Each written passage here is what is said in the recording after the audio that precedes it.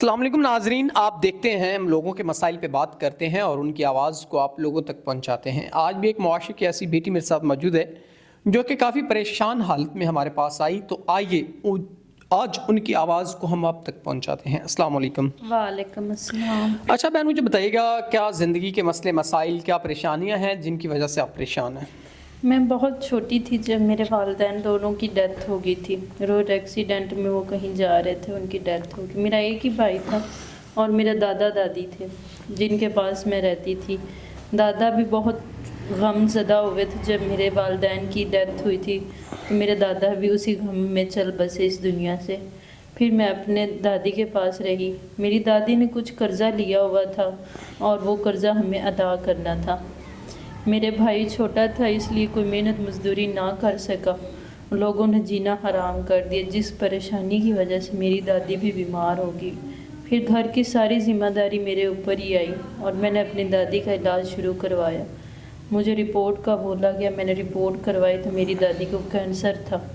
Cancer بھی آخری stage کا تھا اور میں نے رپورٹ کے لیے تقریباً 3 لاکھ روپے قرض لیا ہوا تھا۔ دادی بھی نہیں رہی، وہ بھی چل بسی اس دنیا سے۔ اب میں بہت تنگ ہوں، بہت ذلیل ہو چکی ہوں اکیلی رہ کر۔ ناظرین، یہ بہن اپنی دادی کے علاج معالجہ کے لیے قرض لیا اور دادی بھی نہ بچ سکیں اور قرض بھی سر پہ چڑھ گیا۔ کافی گمبھیر حالات میں اپنی زندگی کو یہ سروائیو کر رہی ہیں اور بڑے مشکل حالات ہیں ان کے۔ تو بہن، آپ اپنے اس مشکل حالات میں اب کیا فیصلہ کیا آپ نے؟